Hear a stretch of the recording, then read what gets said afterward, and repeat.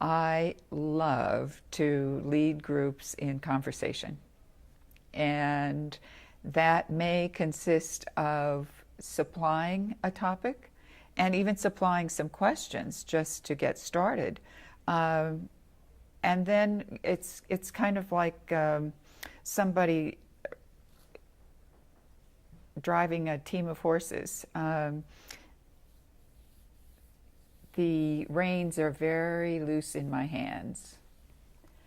So people would describe you as a facilitator. Would that be a correct description? Yes, I would say that. Sometimes it depends on the group and what's happening as to um, how much of a facilitator I am, or maybe it's a burr under the seat, or who knows what. I'll be inclined to be present and make some decisions about what I think is called for. How would you describe your style as a facilitator? Present, really present. My oar will be in the water always. So you're a good listener. I would say I'm a very good listener, and a listener on many levels. And I think, too, that there's maybe an element of Lewis and Clark about me, and that is I'm very curious, and I'm looking at what's happening now, but I'm also thinking about what the implications might be in a variety of directions. Who would benefit from your work? What kinds of groups would benefit from your kind of facilitation? Well, I've been interested always in the people who are of an age and stage that I seem to be in.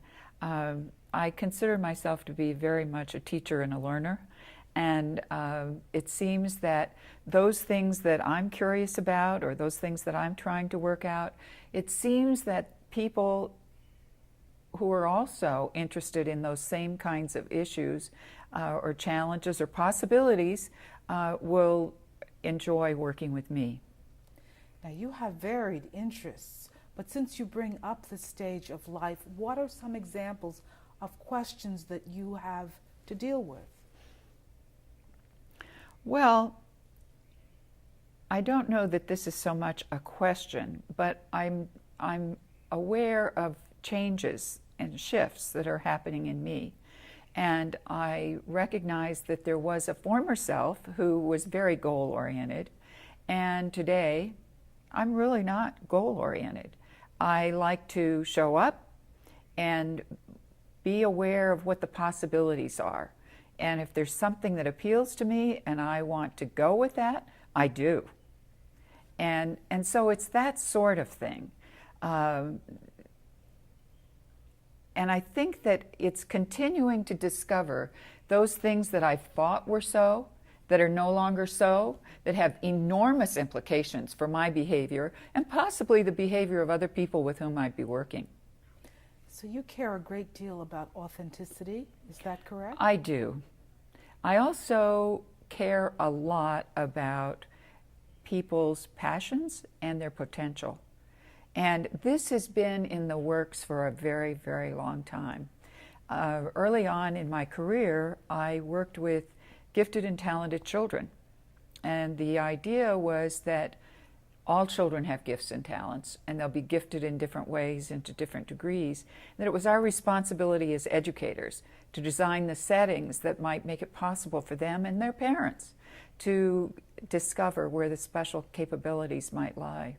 And I began to see that, well, if it was true for students, it was going to be true for teachers and parents and for myself.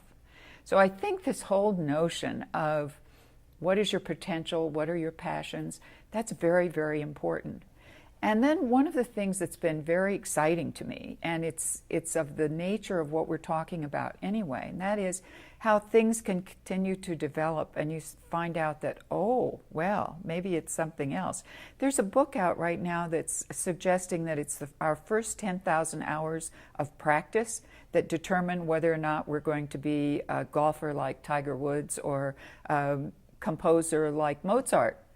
And so it casts a little bit less emphasis on this notion of what might your gifts and talents be, and say, what is it that you really care about? What would you really like to practice? And practice with an eye to doing it better and better and better. But that seems to go against the idea of the goal conversation that you just had, because it sounds like if you're going to focus on one thing and practice, wouldn't that be considered goal orientation? I love that question.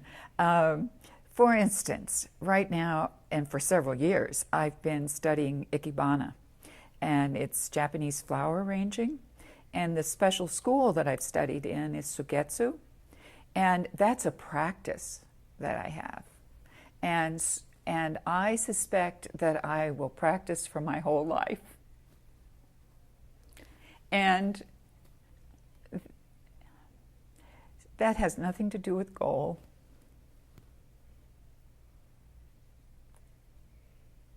It has to do with beauty.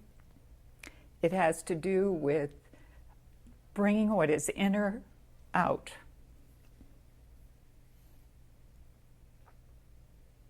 And you want to give this to other people too.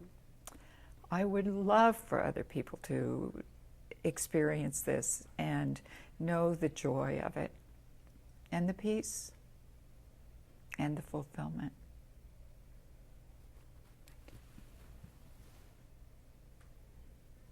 Beautiful and quite usable. Before we wrap up, is there anything you didn't say that you wanted to say?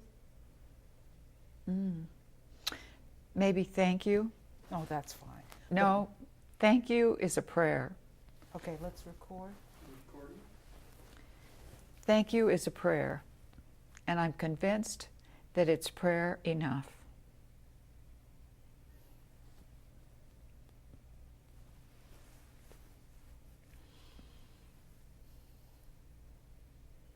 I love you, Bethene.